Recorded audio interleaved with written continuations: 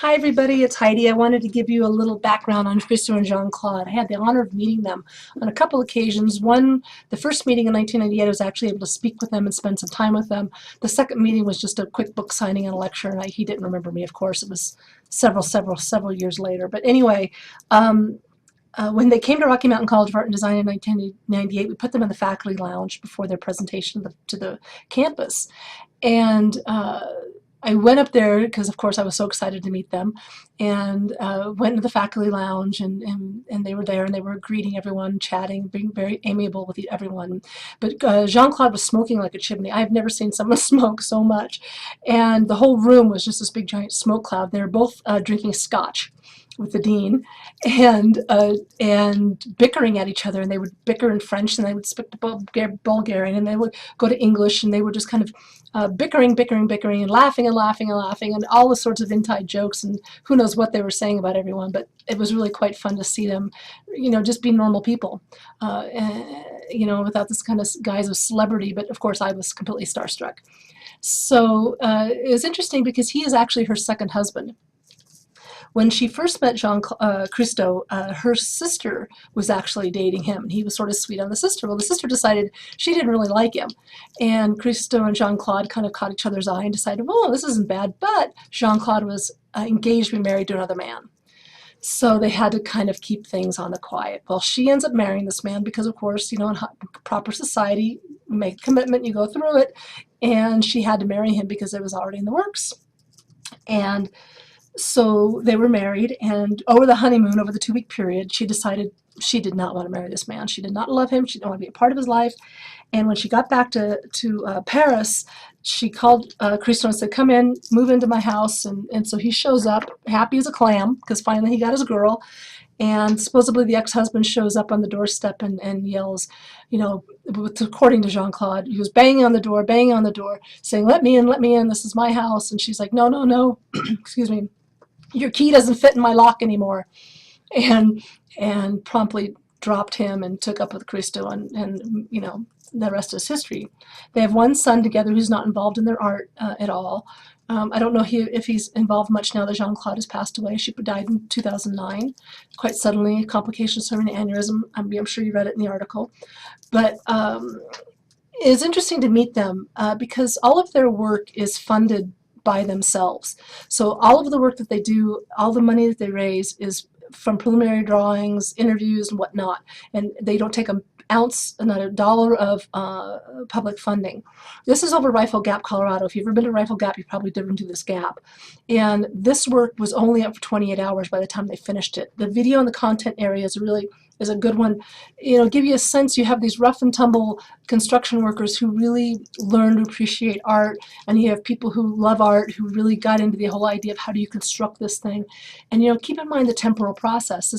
These are only up for 2 weeks anyway, but this one hit gusts of the high winds, took it down, as the video showed you, and it didn't stay up long. But really, it's quite beautiful. And we like to joke that God is a Bronco fan. Well, here's proof positive by God. It's kind of cool.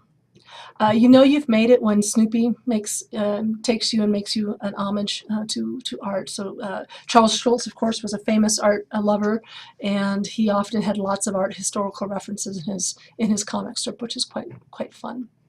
The material that he uses is this kind of parachutey material. It's kind of fun. My art history professor, when I was an undergraduate, he actually gave me a swatch of this. And I had a big party one night, and it got stolen. So I know it was somebody who knew what it was. It had to have been a fellow artist, and I shake my fist at them. Who knew? I thought I had just hide records and stuff. I didn't know I had to hide artwork at the time, but anyway.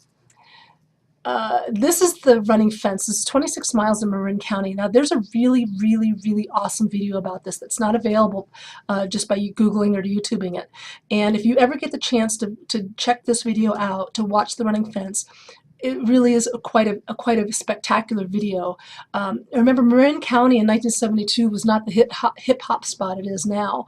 This was basically agricultural farmland. There was a whole lot of resistance from the farmers. The video is quite moving and quite touching to watch people's transformations, and the bigger and the angrier and ultimately the embrace that people had for this project. And it kind of gives you a glimpse into how all of his projects roll. he had he you've got to watch the video excuse me, if you can get a hold of it, because he kind of defied the EPA by actually going into the water with it. But what he wanted to do was create a line, and to create a line in the landscape with this fence. Now think about it.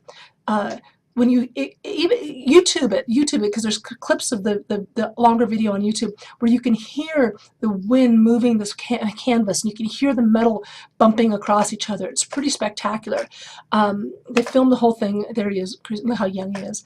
But one cool thing is what happened, because this was agricultural land. The farmers would come by at night and in the morning and unlatch the curtain over here, and they would lift it up, and all the sheep would go running by, and the dogs and the horses and everybody else would go by. And then at night he'd come up and unlatch it, and the horses, or the sheep would go right under it, and it'd be it really, it's really quite spectacular. This is the project he's doing in Colorado. Now, as you can see, he's been working on this thing since at least 1991, probably a little bit earlier. All of his works are on public lands. Most of them now are on public lands, the majority of them. And so he has to clear the APA and everybody else. What he has planned for here, it's down in Canyon City land, I believe. I think that's where the largest city is around it. But anyway, think about it. If you are underneath this, think about how the light is going to filter through this, and how, if you're underneath this thing looking up, how you're going to perceive the daylight, the sun. So he's designed this thing so it covers the whole river. I think it's 20 miles or so of the river, and there's going to be a lot. I mean, so think about it. If you're a river rafter, woohoo! There you go on your river raft all the way down.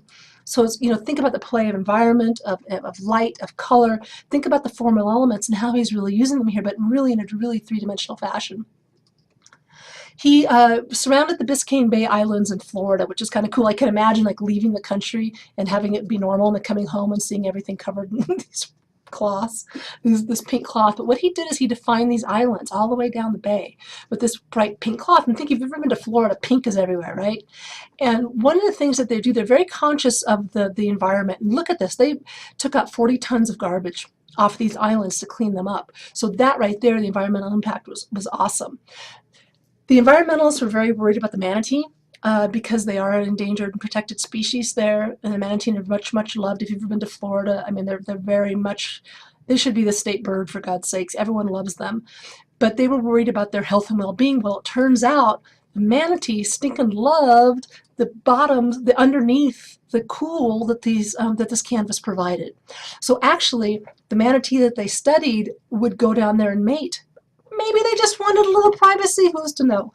But really, the idea that this thing that they were so worried was going to impact the environment negatively actually turned out to be a benefit, which is kind of cool.